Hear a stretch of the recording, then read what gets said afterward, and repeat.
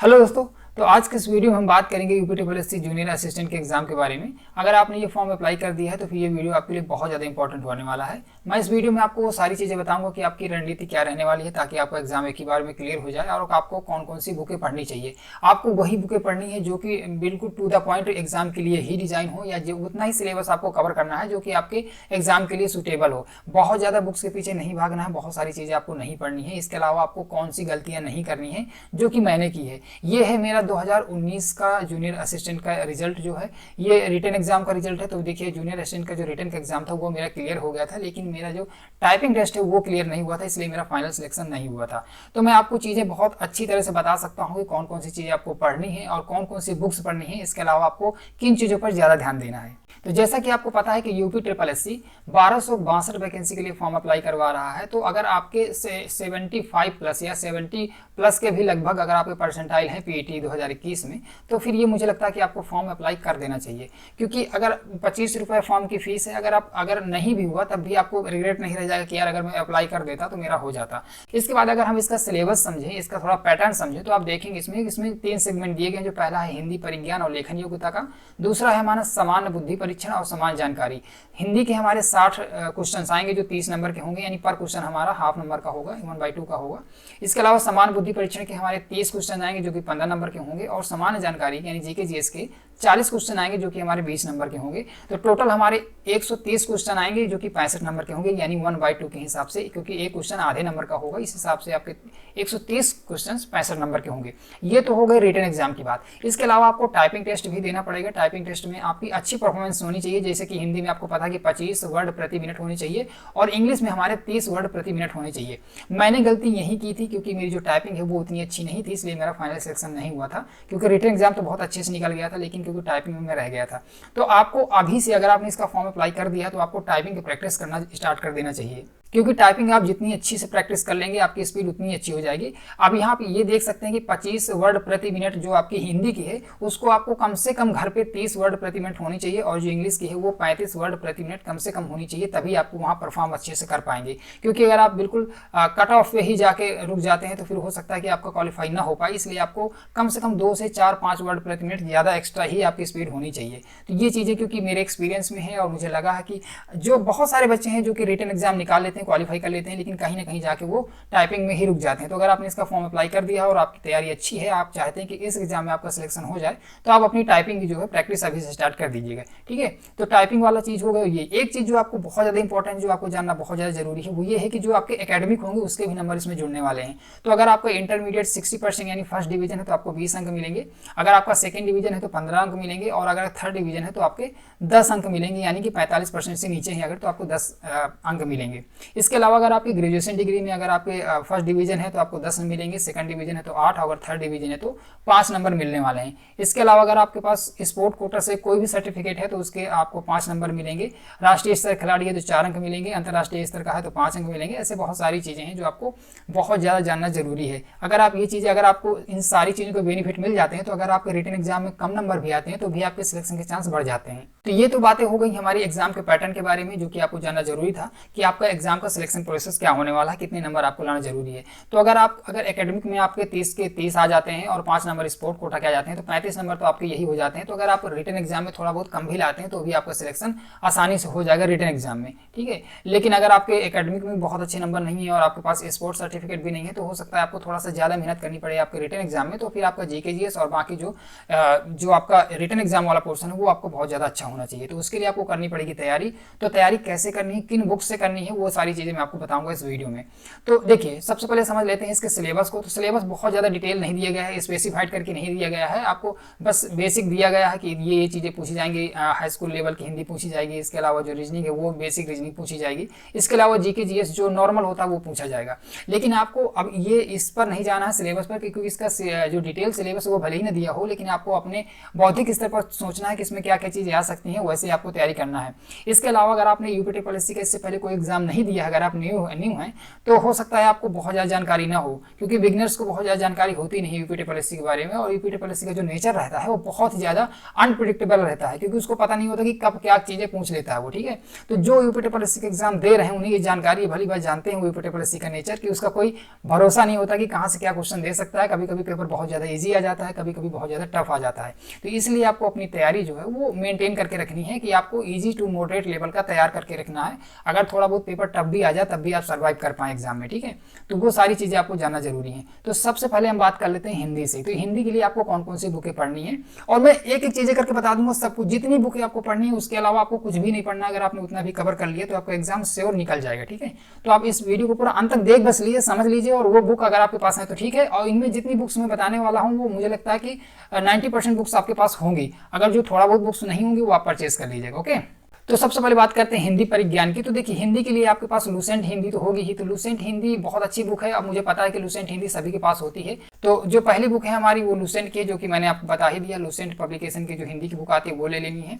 अगर वो नहीं है तो फिर हो सकता है आपको आदित्य पब्लिकेशन की जो बुक है वो आपके पास जरूर होगी। तो देखिए ये दो बुकें आपके लिए पर्याप्त है। मैं तो कहता हूँ कि एक ही बुक आपके लिए पर्याप्त है। अगर आपने इससे अपनी हिंदी कवर कर ली और प्रैक्टिस किसी भी बुक से कर ली तो आपकी जो हिंदी की रिक्वायरमेंट है वो पूरी हो जाएगी। इसके अलावा और अगर आप सोचते हैं कि आपकी हिंदी और अच्छी हो जाए, थोड़ा सा आप पीसीएस लेवल का या थोड़ा सा स्टैंडर्ड लेवल का पढ़ना चाहते हैं, तो आप परीक्षा वाली की हिंदी ले सकते हैं। अभी न्यू बुक आई है, बहुत अच्छी है, मेरे पास है। तो मुझे लगता है कि उसमें वो सारा डेटा दिया हुआ है, सारे फैक्ट दिए गए हैं, जितना भी सिलेबस कवर हो सकता है हिंदी का वो सारा कुछ दिया गया है उसमें। तो वो एक स्टैंडर्ड बुक है। इसके अलावा कुछ लोग ये कहेंगे क्या हमें अरिहंत की मानक हिंदी है या जो पीएन पांडे वगैरह है, तो देखिए ये बेवकूफ़ी होगी। पीएन पांडे और जो अरिहंत की मानक हिंदी है वो आपको लेने की जरूरत नहीं है, क्योंकि इसमें जो हिंदी आती है उसके 60 क्वेश्चन जरूर आने हैं, लेकिन जो उनका लेवल होता है वो बहुत ज़्यादा बेसिक से लेकर मॉडरेट लेवल तक का होता है, बहुत ज़्यादा टफ हिंदी नहीं आती है। तो मुझे लगता है कि आपकी जो सारी की सारी रिक्वायरमेंट है वो इन दो बुक से पूरी हो जानी है। फिर भी अगर आपको लगता है कि हमें अच्छी बुक लेनी है तो परीक्षा वाली ले लीजिएगा, लेकिन मैं आपको रिकमेंड करूंगा कि आप सिर्फ लूसेंट को पढ़ लें। लूसेंट से आपकी पर्याप्त चीज़ें हो जाएंगी, क्योंकि देखिए बुक को कई सारी बुक्स पढ़ने से आपको बेनिफिट नहीं मिलता है। आप एक बुक्स को कई बार अगर पढ़ लेते हैं तो आपका रिवीजन ज़्यादा अच्छा होता है। जितना अच्छा रिवीजन होगा उतना अच्छा आउटपुट निकलेगा। तो अगर आपने रिवाइज कर लिया 2 से 3 बार इस बुक को तो आपकी जो तैयारी है बहुत अच्छी हो जाएगी। इसके अलावा अगर आपने लूसेंट पढ़ ली 2 से 3 बार अच्छे से, तो इसके अलावा आपको प्रैक्टिस के लिए कोई भी ले लेना है। यूथ कंपटीशन के ले लेना है, यूथ कंपटीशन की बहुत अच्छी बुक आती है, तो उससे आपको प्रैक्टिस हो जाएगी। या आदित्य पब्लिकेशन वाली से ही आपको प्रैक्टिस कर लेनी है। इसमें आपको कुछ अच्छे क्वेश्चन और स्टैंडर्ड क्वेश्चन मिल जाएंगे, तो जिससे कि आपकी हिंदी की तैयारी हो जाएगी। समान बुद्धि परीक्षण के लिए आपको, अगर आपके पास कोई बुक नहीं है रीजनिंग की, तो आपको लूसेंट की जो रीजनिंग आती है वो ले लेनी चाहिए, बेसिक वाली। मुझे तो लगता है कि देखिए रीजनिंग में आप कितनी भी अच्छी बुक ले लें वो आपको उतना अच्छा आउटपुट निकाल के नहीं देगी। रीजनिंग बेस्ड होती है प्रैक्टिस पर। आप जितनी भी अच्छी प्रैक्टिस कर सकते हैं, आप कोई भी बुक नहीं लीजिए, लेकिन आप यूट्यूब में इतना सारा मटेरियल है रीजनिंग का, तो अगर आप किसी भी एक पर्टिकुलर टीचर को अगर फॉलो करके उससे जितने भी क्वेश्चन वो करवा रहे हैं उनको प्रैक्टिस कर लेंगे, अच्छे से प्रैक्टिस कर लेंगे अगेन एंड अगेन, तो मुझे लगता है उससे आपको ज़्यादा अच्छा बेनिफिट मिलेगा। तो जो रीजनिंग होती है वो पूरी तरह बेस्ड होती है प्रैक्टिस पर। तो आपको ज़्यादा से ज़्यादा प्रैक्टिस करनी है रीजनिंग की, ताकि आप कम समय में ज़्यादा क्वेश्चन कर पाएँ, ठीक है। तो आपको सिर्फ, अगर आपके पास कोई बुक नहीं है तो आप एक बुक ले सकते हैं जो अरिहंत की आती है, अरिहंत की जो रीजनिंग की बुक आती है। इसके अलावा जो RS अग्रवाल की रीजनिंग की बुक आती है, RS अग्रवाल की यश चंद्र पब्लिकेशन की जो आती है उसको आप ले सकते हैं। दोनों ही बुकें काफ़ी अच्छी हैं, लेकिन मैं आपको रिकमेंड करूंगा कि आप सिर्फ और सिर्फ अरिहंत ले लीजिए, वो पर्याप्त है आपके लिए, सफिशिएंट है, ठीक है। चलिए, तो ये हो गया हमारा हिंदी का, और इसके अलावा रीजनिंग का हमारा जो पोर्शन हो गया। जो हमारा सबसे मेजर पोर्शन है वो है समान जानकारी यानी जीके जीएस का, जिसमें कई सारी बुकें आपको लेनी पड़ेंगी और आपको बहुत ही केयरफुली पढ़ना पड़ेगा, तभी आपका एग्जाम क्लियर होगा। तो इसके बारे में अगर हम देखें तो इसमें बहुत ज़्यादा डिटेल से चीज़ें दी नहीं हुई हैं, तो आपको बहुत ज़्यादा चीज़ें समझ में नहीं आ सकती हैं, लेकिन मैं आपको बता दे रहा हूँ, तो आपको वही चीज़ें पढ़ लेनी है, आपके लिए पर्याप्त होगी, ठीक है। तो देखिए, अब अगर इसमें बेसिक जानकारी पूछा है तो लूसेंट तो इसके लिए मस्ट हो जाती है। तो पहली बुक है हमारी लूसेंट की। तो अगर आपने लूसेंट पढ़ ली जीके जीएस के लिए, आपकी तैयार है तो बहुत अच्छी बात है, अगर नहीं है तो उसको तैयार करना शुरू कर दीजिए। उसको कम से कम 2 से 3 बार रिवाइज करिए और अच्छे से कवर करिए, ठीक है। लूसेंट आपके लिए पर्याप्त है। जो दूसरी बुक हमारी होने वाली है, तो दूसरी बुक में देखिए हमारे पास 2 ऑप्शन है। आप चाहें तो जो घटना चक्र की हमारी आती है, घटना चक्र की जीएस पॉइंटर करके आती है, ठीक है। तो घटना चक्र की जीएस पॉइंटर ले सकते हैं, वो बहुत अच्छी बुक है जीएस पॉइंटर करके। उसमें क्योंकि 20 से 25 साल के जितने भी प्रीवियस ईयर के क्वेश्चंस होते हैं पीसीएस लेवल तक के, वो सारे के सारे उसमें कंपाइल होते हैं। अब जो लोग परिचित हैं घटना चक्र की पूर्वालोकन की बुक से, उनको मालूम है कि जितनी भी घटना चक्र की पूर्वालोकन बुकें आती हैं वो ऑब्जेक्टिव आती हैं, उन्हीं को कंपाइल करके 1 लाइन फॉर्मेट में जीएस पॉइंटर में दिया हुआ है। तो घटना चक्र की जो जीएस पॉइंटर है बहुत ज़्यादा यूजफुल है, और ज़्यादातर क्वेश्चन यूपी ट्रिपल एससी में वहाँ से फंस जाते हैं, ये मेरा एक्सपीरियंस कहता है। क्योंकि मैंने जितने भी एग्जाम दिए यूपी ट्रिपल एससी के, उनमें से जितने भी क्वेश्चन होते हैं लगभग जीके जीएस के के जो भी स्टैटिक जीके होता है उसके 60 से 70% क्वेश्चन वहीं से फंस जाते हैं। ये मेरा एक्सपीरियंस है, मैंने जितने भी क्वेश्चन देखे हैं वहीं से आते हैं। तो आप इस बुक को ले सकते हैं, या इसका जो अल्टरनेटिव है दूसरा जो परीक्षावाड़ी के वन लाइनर है, तो परीक्षावाड़ी के वन लाइनर है उसमें भी यही चीज़ें दी गई हैं, लेकिन परीक्षावाड़ी में जो चीज़ें हैं वो थोड़ा सा वाइड है, मतलब काफ़ी ज़्यादा चीज़ें दी गई हैं। जैसे कि आपको अगर कोई डेटा चाहिए तो वो टेबल फॉर्मेट में ऐसे करके दिया गया है। सपोज करिए कोई युद्ध है तो जितने भी युद्ध हैं उनको एक टेबल में कंपाइल कर दिया गया है, तो वो चीज़ें आपके लिए यूजफुल हो जाती हैं। तो अगर आप इन दोनों बुक्स में से कोई पूछेंगे घटना चक्र में से और परीक्षावाड़ी में से कौन सी बुक मुझे लेनी चाहिए, तो मैं आपको परीक्षावाड़ी ही रिकमेंड करूंगा, क्योंकि वो और भी एग्जाम्स के लिए इंपॉर्टेंट हो जाती है। लेकिन अगर आप परीक्षावाड़ी नहीं लेना चाहते हैं तो आप घटना चक्र भी ले लेंगे, तो दोनों का काम सिमिलर, दोनों का आउटपुट सिमिलर निकलने वाला है। ठीक है, तो घटना चक्र थोड़ा सा पतली है, मतलब ज़्यादा पतली तो नहीं है, बट परीक्षावाड़ी की कंपैरिजन में थोड़ा सा पतली है। परीक्षावाड़ी थोड़ा सा लंबी है, तो हो सकता है इसमें आपको ज़्यादा टाइम लग जाए।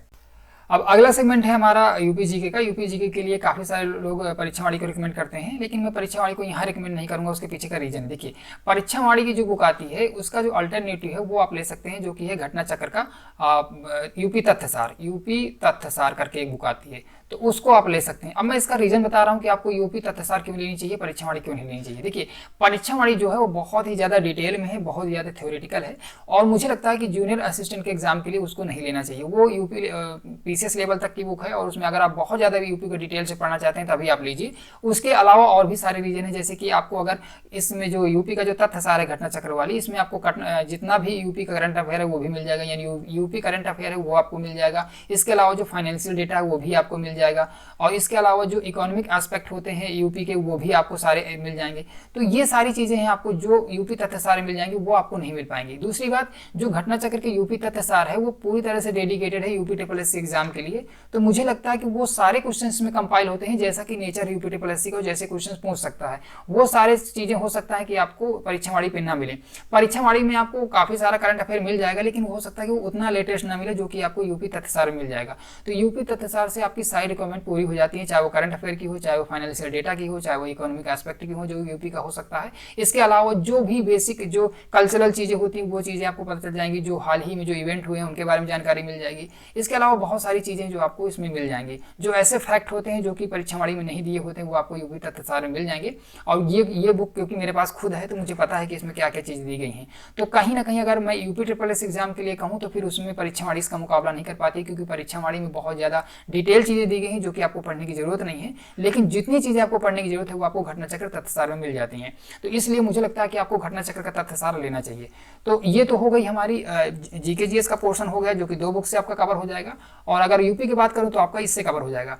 अगर मैं बात करूँ कंप्यूटर की, तो कंप्यूटर के लिए आपको लूसेंट की लेनी है। लूसेंट की कंप्यूटर पतली सी बुक आती है, उससे आपका कवर हो जाएगा। ठीक है, तो लूसेंट की कंप्यूटर की बुक आती है, तो वो आपके लिए बहुत ज़्यादा इंपॉर्टेंट है। तो मुझे लगता है उससे जितना भी कंप्यूटर का क्वेश्चंस होंगे वो सारे के सारी चीज़ें आपकी कवर हो जाएंगी।